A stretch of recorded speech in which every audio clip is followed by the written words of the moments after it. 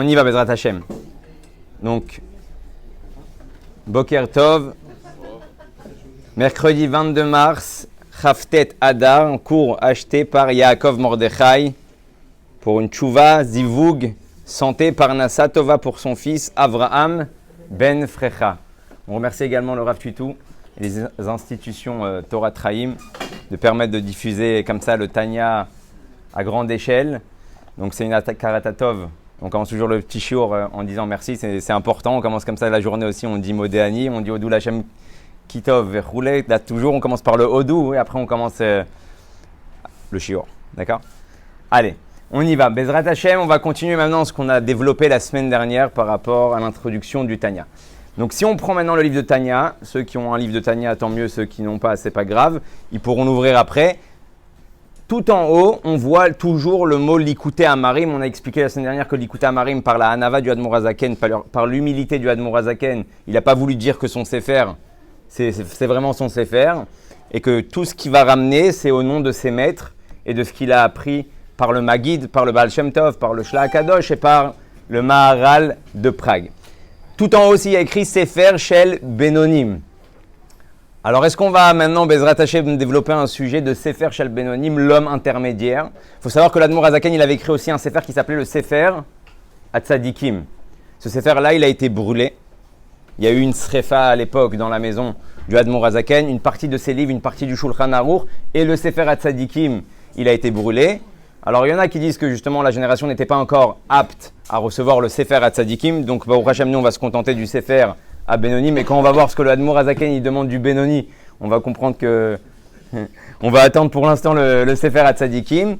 Il y a une mimra qui dit que le Admor HaZaken aurait dit sur le Noam Elimelech, sur Rav Noam Elimelech, qui a écrit son livre de Noam Elimelech, que c'est ce livre-là qui est le Sefer Shel Tzadikim. D'accord? Donc c'est pas Stam, juste qu'on comprenne les livres qu'on a dans notre Sifria. Des fois on a des livres, on ne sait pas de quelle importance ça a. Mais en tous les cas de cause, le Admor HaZaken, il va nous apprendre à être un Benoni. Est-ce qu'on va venir à un shiur de Tanya pendant, je ne sais pas combien de temps, Bezrat Hashem, parce qu'on va voir que chaque cours, il est assez développé et long, pour savoir c'est quoi un Benoni. C'est pour ça qu'on vient ici. Plus que ça, le Rabbi Rachab, il dit que le Sefer HaTanya, c'est le Sefer Shebirtav de la Torah Chassidut. C'est la Torah écrite de la Torah Chassidut. C'est quoi la particularité de Sefer Shebirtav, de la Torah écrite par rapport à tous les autres livres? La Torah écrite, c'est quoi? C'est qu'un enfant de 5 ans, comme le plus grand des Géonim de la génération, personne ne peut dire « Non, c'est bon, moi j'ai déjà étudié le Chumash. Non, moi j'ai déjà fait la paracha l'année dernière, ou j'ai déjà fait la paracha il y a 2 ans. J'ai plus besoin de passer sur le Chumash parce que j'ai déjà fini le Shas, ou j'ai déjà fini la Mishnah, ou j'ai déjà fini le Zohar, ou j'ai déjà fini la Kabbalah. » Quelqu'un qui dirait ça, on dirait « Bon, ok, t'es à côté de ta plaque. » Le plus grand des plus grands, comme le plus petit des plus petits, pourra à n'importe quel moment où il va repasser sur les passages qu'il a déjà étudiés dans la Torah Shebirtav, réapprendre quelque chose de nouveau. C'est pour ça que ça fait des années, Baruch Hashem, qu'on fait les mêmes parashiot, la paracha de la semaine, et chaque année, on a des nouveaux shiur. Le Rav Tutu aussi, il fait pas mal de nouveaux shiur chaque année sur les mêmes parashiot, et chaque année, c'est un nouveau sujet, et chaque année, il y a des nouvelles choses qu'on n'avait pas perçues les années précédentes, parce que Baruch Hashem aussi, on grandit. Donc les mêmes psukim qu'on voyait d'une certaine manière, on les comprend d'une autre manière aujourd'hui, ou d'une manière beaucoup plus développée. Et c'est exactement pareil pour le Sefer HaTanya. C'est-à-dire que tout celui qui va étudier le Tanya, combien même tu vas le revenir dessus, tu auras toujours quelque chose qui va t'apprendre que tu n'avais pas forcément vu, et qui va te faire évoluer dans la Avodat Hashem. D'accord? Ça, c'est pour la Nekuda de l'importance de passer, de repasser sur le Sefer HaTanya. Baruch Hashem, les Chabad, ils ont ce seder que chaque année, ils finissent tout le livre du Tanya et ils le reprennent. Et moi, je peux témoigner sur moi que chaque année, je me dis, mais c'est pas possible.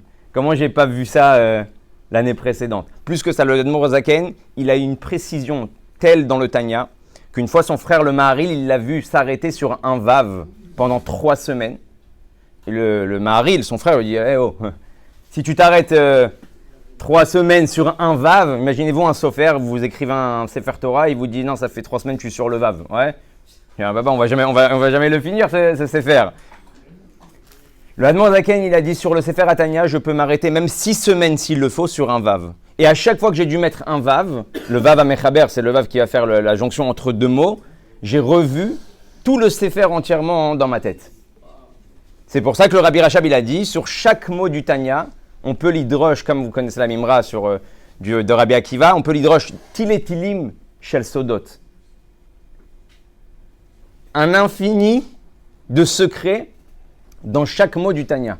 Donc si on commence à s'arrêter sur chaque mot, vous m'avez dit l'introduction au Hachem, elle était pas mal, elle était déjà de 25-30 minutes. On peut s'arrêter réellement sur chaque mot, mais c'est pas le but. C'est aujourd'hui qu'on va s'arrêter sur chaque mot, sinon on va jamais finir le premier Pérec. Donc Tanya, il y a écrit, on commence comme ça, Tanya Besov Pérec Gimel Denida.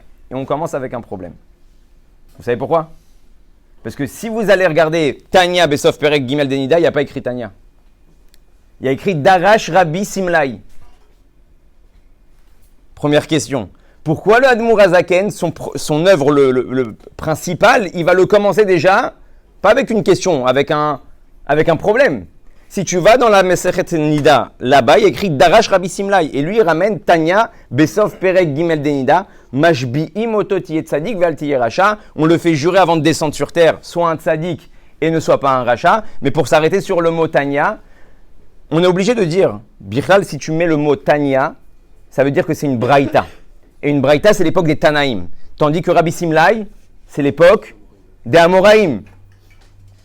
Alors, il y a toute une explication du Rabbi qui explique que dans le Masechet Yebamot, on va vraiment trouver Atania Rabbi Simlai. Donc, on est obligé de dire qu'il y avait un Tana qui s'appelait Rabbi Simlai et un Amora qui s'appelait aussi Rabbi Simlai.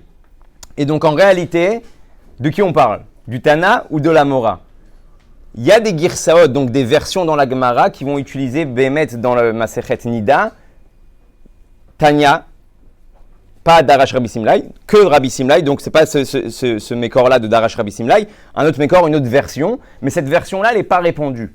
Donc en réalité, qu'est-ce qu'on va retrouver nous dans nos Gemarot? Si on ouvre maintenant nos Gemarot dans la synagogue, les nouvelles éditions, les nouvelles versions, on ne va pas retrouver ce Tanya-là, on va trouver Dafka, ce Darash, comme on vient de dire. Et le Rabbi dit comme ça, attends 2 secondes, tu commences ton œuvre, prends la version la plus répandue. La version qui ne va pas mettre des questions déjà à quelqu'un qui s'est un petit peu étudié, qui sait que la version elle n'est pas comme ça, ou qui n'a jamais vu cette version-là, il va se dire attends c'est quoi, le Sefer il commence avec un manque de diouk, alors que tu viens de nous dire que tout le Tanya, hein, il est médouillac. En réalité la réponse elle est que le Admour Azaken il a fait exprès de commencer par le mot Tanya, parce que le mot Tanya il n'est pas anodin. Il y a quelque chose de très très puissant dans le mot Tanya. On sait que même Rabbi Shimon Bar Yochai, comme ça le Tzemar Tzedek il ramène, Rabbi Shimon Bar Yochai, son Hydra Rabba, il l'a commencé exprès avec le mot Tanya. D'où il vient ce mot Tanya? Si vous vous rappelez dans l'histoire un petit peu du Ham Israël, Moshe Rabbeinu, j'ai pas envie de dire il vient un cauchemar, mais après 40 ans dans le désert à cause de la faute des Meraglim, il se retrouve à l'entrée d'Eret Israël. Ils sont tous pchet, ils sont tous partis. Moshe Rabbeinu ne va pas rentrer en Eret Israël. Donc on a perdu 40 ans Kivyachol, malgré que ça serait une sira pour la paracha des Meraglim, que le but des Meraglim, en fait, ils n'ont pas été punis, parce que les Meraglim voulaient rester avec Moshe Rabbeinu dans le désert. En fin de compte, c'est ce qu'ils ont reçu. C'est-à-dire que des fois, même dans la punition, Kadosh Baruch Hu, il est Rahman. Il t'a puni, t'es pas rentré en Eret Israël, mais c'est ce que tu voulais. Donc je t'ai donné ce que tu voulais. Maintenant, tu as juste compris que c'était pas ce qu'il fallait. Mais la Nekuda, elle est quoi? On voit que Moshe Rabbeinu va rentrer en Eret Israël, et juste avant de rentrer en Eret Israël, on va avoir encore 2 tribus et demie, Réhouven, Gad et Chetzi Shevet à Ménaché, qui vont dire à Moshe, ah c'est bien le Jourdain, c'est pas mal le Yarden, on est bien finalement ici. Et là Moshe Rabbeinu dit, encore une fois ils vont me refaire le coup des Meraglim, c'est quoi cette histoire? Et là-bas il va leur dire une phrase, Lama teniun et achichem, pourquoi vous allez empêcher vos frères de rentrer en Eretz Israël? Parce que si maintenant j'ai 2 tribus et demie, qui représentent un grand pourcentage quand même du Ham Israël, qui vont vous voir que je vous donne l'accord de rester en Chutz La'aretz, en dehors d'Israël, qu'est-ce qu'ils vont dire les autres? Ben nous aussi on veut. Surtout qu'ils savent qu'ils doivent rentrer là-bas et se battre et faire des milchamot. Nous aussi on veut rester en Chutz La'aretz. Donc il utilise le mot Lama Teniun. Pourquoi vous allez empêcher? Et le Tzemar Tzedek qui ramène au nom du Zohar et au nom du Harizal que Tanya, c'est une klipa qui empêche d'étudier la Torah Tachassidut, la Torah du Sod, la Torah du Zohar, de la Kabbalah. C'est une klipa qui va rentrer dans le cœur d'un homme et qui va dire « Non, pas besoin d'étudier ça. Non, on n'est pas prêt pour étudier ça. » Et le Harizal, il te dit cette klipa-là, elle s'habille d'Afka dans qui? Dans l'Ev Talmidei Chachamim. un juif qui connaît pas grand-chose dans la Torah, c'est pas lui qui va te dire non, faut pas étudier le Zohar ou faut pas étudier la Kabbalah. Dafka, eux, ils adorent ça. Ouais, les juifs qui vont étudier grand-chose, quand tu leur donnes du Zohar, de la Kabbalah, de la Chassidut, ils sont tous open. Dafka, les Talmidei Chachamim, c'est eux qui vont avoir un problème avec la Torah Tassod. Et bon, pour briser cette klipa, le Admour Azaken, comme Rabbi Shimon Bar Yochai dans le Hidra Rabbah, ils vont commencer le Sefer avec le mot Tanya pour briser cette klipa. Alors on sait que il y a plusieurs inyanim.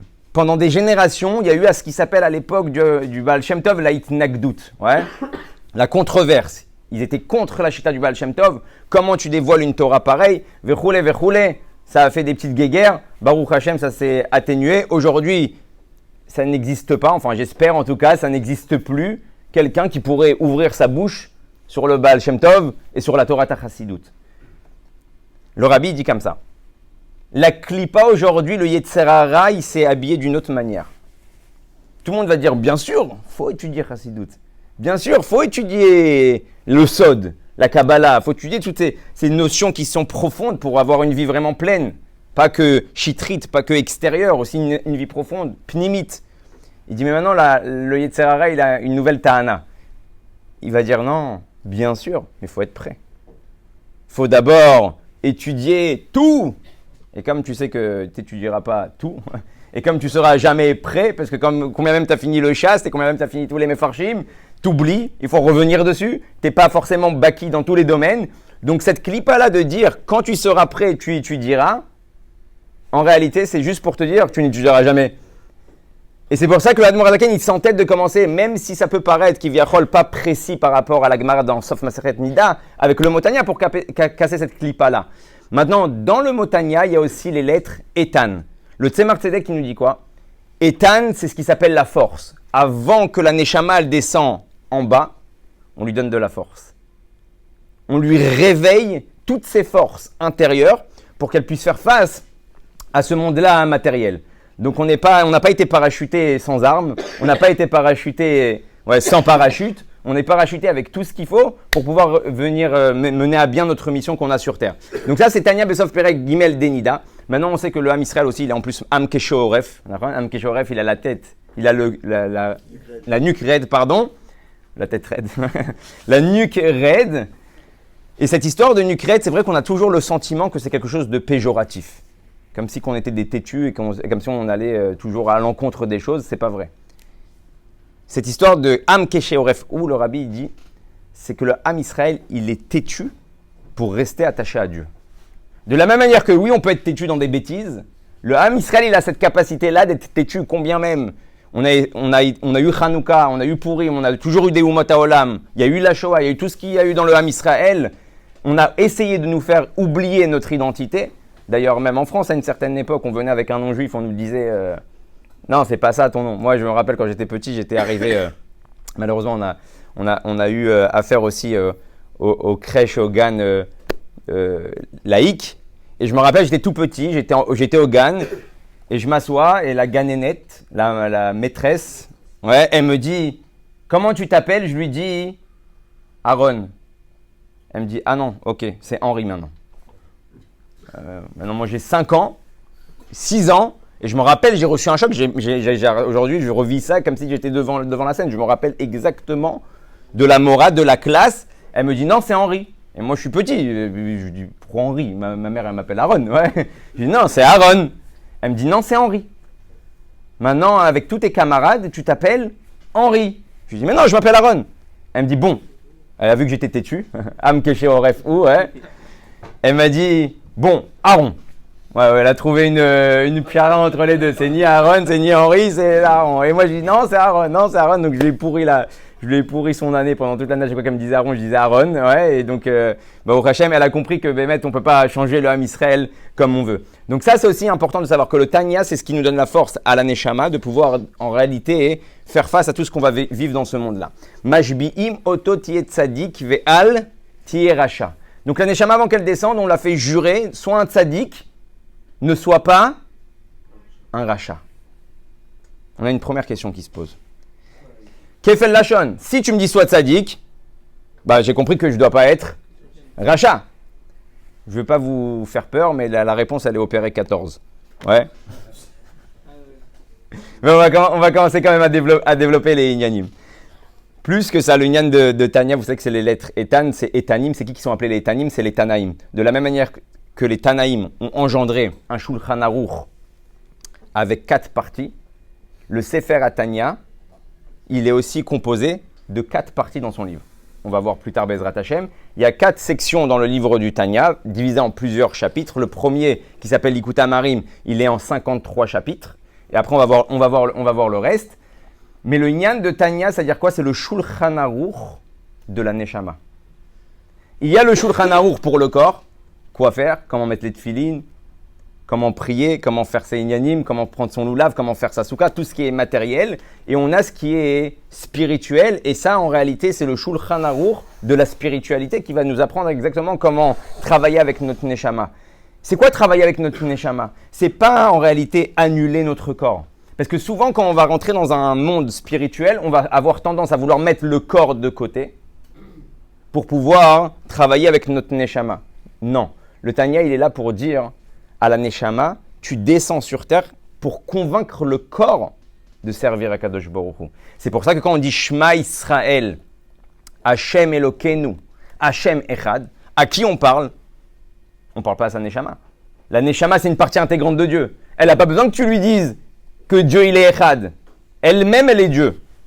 Cette partie-là qui est à l'intérieur de toi, elle fait partie intégrante d'Akadosh Baruch Hu Birvodo Be'atzmo. C'est lui-même, c'est même pas un nom de Dieu, c'est pas un dévoilement de Dieu, c'est Dieu lui-même qui t'a rentré à l'intérieur de toi. Et donc là, il ramène quoi? Il ramène qu'en réalité, quand tu dis Shema Israël, Hashem Elokeinu, Hashem Echad, à qui tu parles?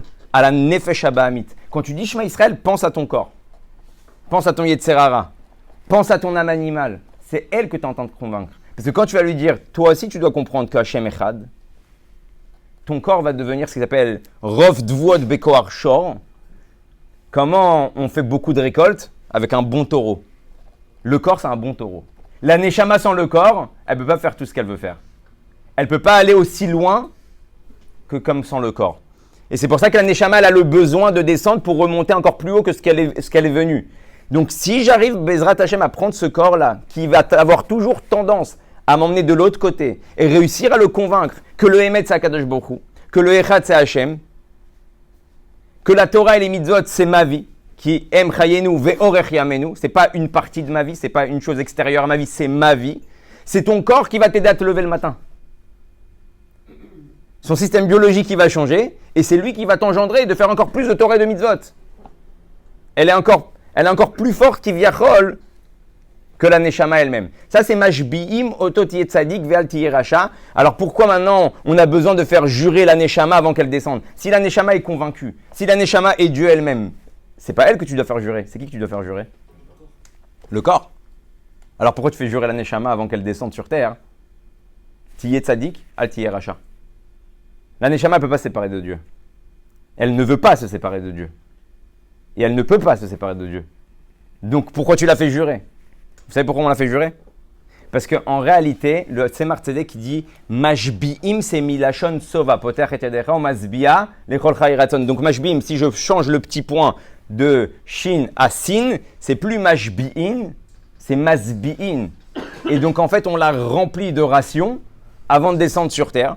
Pourquoi? Parce qu'on va lui dire, tu vas avoir un chauffeur en bas qui est un petit peu problématique. Imagine, tu rentres dans une voiture, tu as un chauffeur et tu dis à ton chauffeur, ouais, j'aimerais bien aller au Kotel aujourd'hui, est-ce que tu peux m'emmener? J'ai les slichot et la tfila, tu m'attends et après je sors. Et d'accord, il te dit, ok, pas de problème. Et d'un coup, tu vois, il roule, il prend la voiture, il avance et d'un coup, tu vois, il prend pas Gvishechad, il prend pas la 1, il prend la 4, il va vers Tel Aviv. Tu dis, ok, qu'est-ce que tu fais? Fais-moi confiance. Bon, toi, au début, tu te dis, elle a un passage secret. Tu dis, bon, elle a peut-être un raccourci, peut-être elle a vu sur le Waze. Et d'un coup, tu vois qu'il te ramène dans une rue à Tel Aviv. Hachem Yerachem, ouais, que Dieu préserve. Et tu dis, qu'est-ce que tu fais? Et d'un coup, tu vois les portes qui se ferment. Tac, tac, tac. Il dit, maintenant, c'est moi qui gère. Et toi, tu es dans la voiture et tu prends panique. Non, laisse-moi sortir, je veux pas, où tu m'emmènes? Et il t'emmène dans un endroit, je vais pas dire les endroits, ouais, un endroit totalement bizarre. Et toi, tu es à l'intérieur et tu es en train de péter un plomb dans la voiture parce que tu dis, c'est pas où je veux être. Moi, je devais être au côté à la base à ce moment-là. C'est exactement ce qui va se passer entre la Neshama Et le corps, la neshama, le matin, elle dit ouais, je vais aller à la tfila, ouais, je vais aller prier, ouais, je vais aller étudier, ouais, je vais faire plein de bonnes choses aujourd'hui, Bezrat Hashem. Et le corps, le téléphone il sonne, le réveil il sonne, la neshama, elle veut y aller, et le corps il regarde, il fait 5 minutes. Ça ressonne, 5 minutes. Et après, tu te lèves, en plus, tu es énervé. Tu dis, je suis en retard. Oh là là, quel minyan, je vais aller au Stibler, je peux plus. J'ai loupé le minyan, ils ont commencé le minyan. Et tu es en panique. En réalité, ce masbi, moto, en réalité, c'est on donne la force à la neshama de faire face, en fait, à ce corps-là qui va la rendre folle. Je ne sais pas si on dit folle ou fou, par rapport à la neshama. Et donc, ça va être un combat journalier, ça va être un combat de tous les jours. Vous savez qu'il y a une histoire avec, à l'époque, Rav Nechemia, c'était un chassid du Admour Hazaken. Il ramène qu'à l'époque, dans l'armée russe, il y avait un khayal que le pauvre, en plein milieu de sa shmira, ses pieds, ils ont congelé. Congelé kipchuto. Donc, il ne pouvait plus marcher, il ne pouvait plus rien faire. Il a été pris en ambulance, on va dire ça comme ça. Il a été pris, ils l'ont ramené. Le mefaked, donc son commandant, il prend un martinet et il commence à le fouetter. Il le fouette. Et l'autre, il dit, mais pourquoi tu me tapes? Pourquoi tu me frappes? C'est une vraie histoire. Il lui dit, parce que tu as congelé. Alors il dit, mais c'est pas de ma faute, j'ai congelé. Vous m'avez mis dans un endroit, il fait moins 30. Et j'étais pas adapté, la combinaison n'était pas adaptée à la température. Il dit, si tu t'étais rappelé du serment que tu avais fait au tsar le jour où tu es devenu khayal, ça aurait dû te remplir tellement d'enthousiasme que tes pieds n'auraient pas congelé. Et c'est exactement pareil en réalité. Pourquoi le Tanya il commence avec ça? Pour te dire, rappelle-toi que ta neshama l'a juré. Quand quelqu'un il jure, quand on fait jurer quelqu'un, c'est pour lui donner les forces de pouvoir accomplir ce qu'il doit faire. Quand tu es engagé, tu as fait un serment, même si tu es fatigué, tu le fais. Et c'est pour ça que le Tanya il commence avec Mashbiim, Ototi et Tzadik Bapti Racha. Ton combat de tous les jours, ça sera de se rappeler déjà, premièrement, que ta neshama l'a juré et qu'elle sait qu'elle va descendre en bas et qu'elle va devoir faire face à un corps, pas un corps faible, un corps fort. Il faut savoir que le corps, il vient du monde du Tohu. Vous savez, vous avez entendu, le monde était Tohu, Vavohu. Ouais. C'est quoi ce monde-là, Tohu, Vavohu? Il y en a, ils disent c'est le Big Bang. Mais avant cette Nekuda de Tohu, Vavohu, même le Big Bang, il est explicable. Parce que Bémet, il y a eu un monde qui était avant le nôtre qui a explosé. Parce qu'on ne va pas rentrer ça maintenant. Les kelim, on va dire les ustensiles et la lumière ne pouvaient pas résister. C'était trop puissant, ça a fait une explosion. Et après, on est rentré dans ce qui s'appelle le monde du Tikkun. Le monde de Tohu, c'est le monde d'Esav. C'est pour ça qu'il a bifurqué.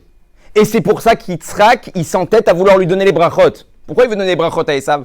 Quoi, tu vois pas qu'il est problématique? Tu ressens pas qu'il est problématique? Quoi, t'as pas le roi HaKodesh? Parce que Esav, il vient du monde de Tohu. Et Yitzhak, il sait que ce monde-là, il est très très très puissant. Et que s'il se met dans le droit chemin, c'est un tueur à gages. Le corps, sa source, c'est du Olam HaTohu. Et en réalité, notre rôle, c'est de faire du Olam HaTohu, Olam HaTikun, le monde de la réparation, le monde qui a explosé, et nous on est en train de réparer. C'est pour ça ce qui s'appelle les Nitzotzot de Gdusha, les étincelles divides éparpillées partout. Comme Pokémon, ouais. Les Pokémon, ils viennent, ils cherchent des trucs, ils cherchent un petit peu, c'est pas Stam. Tout ce qui se passe dans le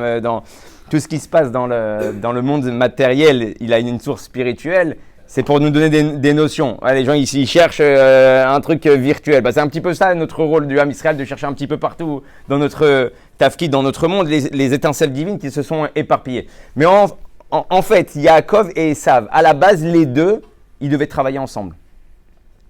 La Neshama est celui qui représente le corps. C'est pour ça que Rivka, quand elle va demander la question à Hachem et Ever, elle dit, attends, qu'est-ce qui se passe à l'intérieur de mon corps? Quoi, j'ai un schizophrène, parce qu'elle ne pensait pas qu'elle en avait deux. Ça, c'est la perception que souvent on a à l'intérieur de nous. Je suis schizophrène. Pourquoi un jour je veux, et pourquoi un jour je ne veux pas? Pourquoi un jour je me lève avec le chéchek, j'ai envie de faire des bonnes choses, j'ai envie de me rapprocher de Dieu, et un jour je suis mchen, j'ai rien envie de faire. Je suis schizophrène. Quelqu'un qui est normalement constitué, il n'a pas de droite et gauche. Il a sa vie, il a sa façon de penser, il a ses principes et il y va à fond. Alors pourquoi on vit comme ça? Parce qu'à l'intérieur de nous, et c'est ça que le Admor Hazaken va nous enseigner, et c'est ça le Sefer HaBenoni, on a deux marachot, on a deux systèmes. Le système nishmatique et le système BMI. Donc la neshama et l'âme animale. Les deux ont reçu les mêmes forces de ce qui s'appelle Chochma Binadat, ça on va le développer dans le deuxième chapitre, Bezrat Hashem. Et les deux, en réalité, avec ces mêmes forces-là, elles se battent sur un corps. Qui va prendre le contrôle de ce corps-là? Et donc, en réalité, Behemet, la mytho, Esav, il devait représenter, et c'est ça qui va lui dire, Umileom et Leom Yematz, quand un descend, il y en a un qui monte, et quand un il monte, l'autre il descend. Ça parle de quoi? Ça parle en fait de la Neshama et du corps. Quand un il est en haut, l'autre il est en bas. Quand la Neshama, elle prend le dessus, le corps il se tait. Quand le corps il prend le dessus, la Neshama, elle a plus de quoi parler. On l'écoute même plus.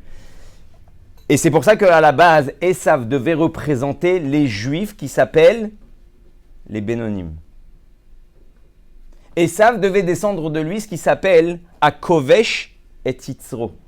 Et Yaakov devait représenter les Juifs qui s'appellent Achassid, Améoulé. Les Tzadikim et les Bénonim. En fait, de Esav et de Yaakov devait sortir une partie de nous et une partie des Tzadikim. Quand Yaakov et Rivka, ils ont compris que Esav, il n'est pas intéressé par ce rôle-là et qu'il a tout envoyé balader et qu'il n'en a rien à cirer en vérité du Kovesh et Titzro, de celui qui va conquérir, celui qui va battre son Yetzerara, celui ça ne t'intéresse pas, j'ai pas besoin de me battre contre lui, je vais avec lui à Dassof. Il est parti chercher les brachot et à partir de ce moment-là, dans Yaakov, il va avoir les Neshamot de Kovesh et Titzro et il va avoir les Neshamot de Chassid à Méoulé. Donc les Neshamot qui vont se battre toute leur vie contre un Yetzerara et les Neshamot qui vont naître tzadikim. Et c'est ça qu'on va, Bezrat Hashem, voir parce qu'on va comprendre que les notions qu'on a aujourd'hui de tzadikim et de Benoni, parce que l'Admor Hazaken, il n'aurait pas fait un livre aussi gros pour nous expliquer c'est quoi être un homme intermédiaire. Parce que si la perception de nous d'être un homme intermédiaire, c'est un homme qui fait moitié mitzvot, moitié averot, il n'a pas fait un livre pour nous dire de faire la moitié de ta vie des averot. D'accord? Donc c'est ça qu'on va essayer Bezrat Hashem de développer ensemble. Donc il continue, il te dit Vetiye tzadik ve'al tiye racha ve'afilu kol haolam kulo omer omrim lecha tzadikata yebenecha keracha. Alors maintenant on comprend encore moins le serment. Sois tzadik, ne sois pas racha. Et si le monde entier te dit t'es un tzadik, regarde-toi comme un racha. Pas mal, hein? Chez les juifs il y a toujours le tout et son contraire. Si je suis tzadik, je suis pas racha. Et si je me vois tzadik, il y a quoi de mal? Alors le Admor Hazaken, il veut nous expliquer. Quand tu es tzadik, j'ai pas besoin de te dire que tu es tzadik. Tu le sais que tu es tzadik. Et pourquoi tu le sais que tu es tzadik? Parce que tu es tellement attaché à Dieu que tu ne fais plus de fautes. Alors pourquoi je te dis, si tout le monde te dit tu es tzadik, regarde-toi comme un racha, on a peur de nous. On n'a peur pas du tzadik, on a peur du Benoni. Que si quelqu'un, on vient lui dire tous les jours, oh, tzadik, il met les tefilines, tu lui dis, oh, c'est tzadik, et c'est tzadik, et c'est tzadik, il va vraiment croire au bout d'un moment qu'il est tzadik, il va baisser la garde, et qui c'est qui arrive quand on baisse la garde? Le Yetzerara. Donc, regarde-toi comme un rachat, et ne te regarde pas comme un tzadik, d'accord? Et là, il te dit, Vetzarich lavin. Alors, la semaine dernière, on a parlé de ça. Pourquoi dans la Chassidut, à chaque fois, vous allez voir le mot Vetzarich lavin? Parce que quand tu vas avoir des contradictions entre deux Mishnah ou dans une Braïta ou dans une Gemara, c'est pas une kushia. La Chassidut ne considère pas ça comme une kushia, comme une difficulté. Parce que si tu considères ça comme une difficulté, c'est que tu es en train de dire quoi? Il y a un problème sur la Gemara. Il y a un problème sur les écrits, sur les textes. Tsarich lavin. Il n'y a pas de kushia. Tu n'as juste pas compris. C'est toi au centre, c'est pas le texte au centre. C'est toi, si tu avais vraiment compris, si tu avais vraiment les perceptions spirituelles profondes, tu vois pas de kushia. Tu comprends qu'il y a quelque chose à comprendre. Lui, il pense comme ça, lui, il pense comme ça. Pourquoi? Parce que sa neshama, elle vient de tel endroit, sa neshama, elle vient de tel endroit. Et donc les deux, un, il vient de Gvura, un, il vient de Chesed. Donc leur façon comme Bet Shammai et Bet Hillel, c'est pas une kushia. C'est pas une contradiction, c'est pas une difficulté dans leur compréhension. Un, il se trompe, un, il dit faux. Non, Tsarich lavin, tu dois comprendre que lui, il est possèque comme ça parce que lui, sa neshama, elle vient de ça. Et lui, il est possèque comme ça parce que sa neshama, elle vient de ce côté-là. Et les deux, c'est émettre. Et c'est ça qui fait la réparation du Olamatou. Le Olamatou, tout était mélangé, tout est parti en cacahuète. La perception du Olamatikoun, c'est pour ça que le Admor Hazaken, il va nous enseigner que celui qui n'est pas capable de vivre avec un autre, avec le caractère d'un autre, il vit dans le Olamatou. Parce que le Olam HaTikun, c'est d'être capable de rassembler tous les éléments qu'il y a sur cette terre. C'est ça réparer. Réparer ce que le Tohu n'a pas réussi à faire. chacun était individuel, chacun avait sa façon de penser, chacun avait son caractère, les kélim, ils ont explosé. Et maintenant, notre rôle à nous, c'est que quand tu as un juif en face de toi ou quand tu as n'importe quelle situation qui se présente devant toi, qui est le contraire de ta façon de penser, en général, Dieu il va te faire ça aussi, ouais, le contraire de ton principe, est-ce que tu arrives à vivre avec la chose ou pas? Est-ce que tu arrives à accepter la chose ou pas? Parce que de toute façon, en fin de compte, tout est Kadosh Baruch Hu, d'accord? T'as une façon de penser, mais lui, il a une autre façon de penser. Qui te dit que dans cette façon de penser-là, il n'y a pas une réparation pour toi? Il n'y a pas quelque chose qui peut te changer tes perceptions, qui peut même te changer ta vie, qui peut changer ta façon de voir les choses. Et donc ça, c'est la réparation qu'on va commencer, Bezrat Hashem. Ah oui, déjà Nézer, Baruch Hashem. Alors, ve'afilu kol ha'olam kulo, omrim lecha tzadikata, yeh be'enecha kerasha, v'tzarich lavin de'at etnan avot perek bet, ve'al tiye rasha bifnei atzmecha, ve'gam im yeh be'nav kerasha, yera levavo, v'yatzev ve'lo yuchal avodat Hashem. Et donc là, on a un problème parce que dans Masechet Avot, on va nous dire tout le contraire. On va nous dire ne te vois pas comme un rachat. Pourquoi tu ne dois pas te voir comme un rachat? Pour deux raisons. Donc là, tu m'as dit vois-toi comme un rachat, parce qu'on a peur que tu baisses la garde. Maintenant, tu me ramènes Masechet Avot et tu me dis ne te vois pas comme un rachat. Pourquoi? Parce que si tu te vois comme un rachat, qu'est-ce qui va t'arriver? Si quelqu'un toute la journée ou un enfant, Chas de Shalom, on lui dit tous les jours t'es rachat, t'es rachat, t'es rachat, t'es rachat. Il y a deux possibilités, deux options qui vont s'offrir à lui, ou peut-être même les deux en même temps. Soit il va devenir triste. Et on ne peut pas servir Dieu dans la tristesse. Ou soit, le un peu plus chutzpan, il va dire rachat pour rachat. Alors autant être rachat. Si toute la journée tu entends que tu as un rachat, tu as un rachat, tu as un rachat, au bout d'un moment, soit tu es triste parce que tu vois que tu n'arrives pas à sortir de cette situation-là, ou soit tu vas dire bon, bah alors j'en ai ras-le-bol, je suis rachat, et bon, qu'on me laisse tranquille, je fais ce que je veux maintenant. Il y en a qui ont les deux étapes. D'abord, il est triste, il se dit voilà, j'en ai marre d'être rachat, et après, au bout d'un moment, il en a tellement ras-bol qui met tout en l'air. Et comme on sait qu'Akadosh Baruch Hu, il ne veut pas que tu le serves avec la tristesse, malgré que la tristesse, en réalité, ce n'est pas un commandement négatif. Il n'y a pas écrit tu ne seras pas triste. Ouais. Il y a écrit tu seras joyeux, mais il n'y a pas écrit que tu ne seras pas triste. Et donc, sans la vodat Hashem besimcha, tu es très, très, très, très, très loin de la Gdusha. Il y a une histoire, Meod Mefourcem est avec le Baal Shem Tov qu'une fois, en plein milieu d'un shiur, je vous l'ai raconté, je crois, en plus, c'était la semaine dernière, ou je ne sais plus c'était dans quel cours où j'ai raconté ça, mais le Echal, il s'est ouvert, et d'un coup, il y a un ange qui est sorti, et le Baal Shem Tov, il lui a dit, rentre chez toi. Et les élèves, ils lui ont posé la question, pourquoi tu lui dis de rentrer chez lui? Il dit, parce que c'était le Satan en personne. Il dit, comment tu sais? Il lui a dit, parce qu'il y a écrit, Oz vechet vabim komo. Il y a écrit que celui qui est dans la Gdusha, il est sa mère. Celui qui vit avec Dieu réellement, il peut ne être que joyeux. Et donc, comme j'ai vu sur cet ange-là qu'il était triste, c'est la preuve que c'était de la klipa et de la sitrachara et non pas de la gdusha. C'est pour ça que je lui ai dit de partir d'ici. Et donc, un homme ne peut pas servir Dieu. Et déjà, un mifran, pour savoir si tu es dans la gdusha ou pas, c'est ce que tu as sa mère. Si tu sers Dieu, tu viens tous les jours à la tfila, tu pries, tu fais plein de bonnes mitzvot, mais que dans ton cœur, t'es pas joyeux, t'es pas heureux, c'est très possible que tu ne sers pas Dieu du bon côté. Ouais. Que tu n'es même peut-être pas dans la Gdusha.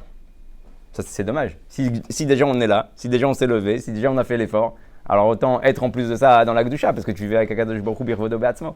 Et donc, ça c'est la première chose, le premier problème qu'on va poser sur la Masechet Avot par rapport à ce qu'on vient de dire. Tu n'as pas le droit de te regarder comme un rachat, parce que tu vas tomber en dépression, et cette dépression-là, elle va faire qu'en réalité, tu ne vas pas pouvoir servir Dieu correctement. Achaïnyan kine matzinu bagamara et chalukot. Et là, on va rentrer, et on ne va pas pouvoir développer beaucoup plus, parce qu'on arrive à l'heure, et Bezrat Hashem, il y aura le jour de la semaine prochaine, on va rentrer dans ce qui s'appelle Echalukot.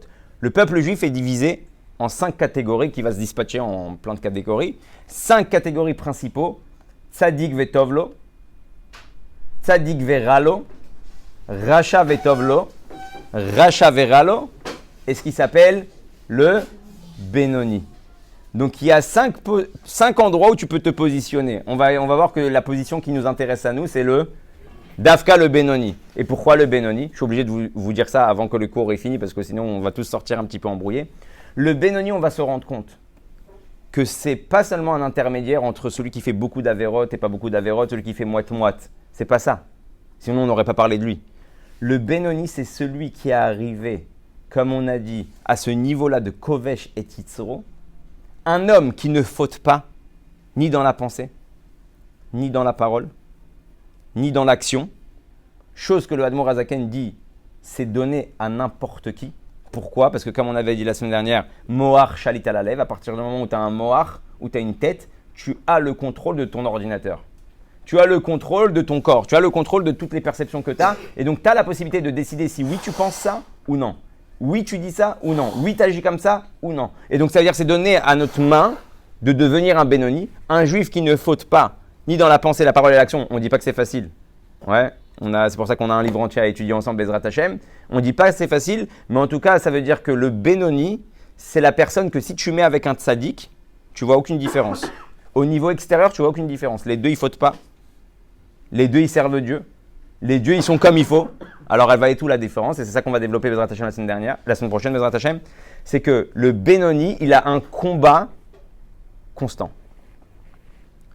Le juif qui est né Benoni, qui est né pour être Kovesh et Titzro, et pas le Chassida Meoulé, pas ce tzaddik-là. Il y a des Neshamot, Agnès, leur rôle, c'est d'être tzaddik, c'est d'éclairer le monde. Il y a des juifs, ils ne sont pas nés pour, forcément, à part éclairer le monde, pardon. Ils sont nés aussi pour se battre contre un Yetzerara du matin jusqu'au soir.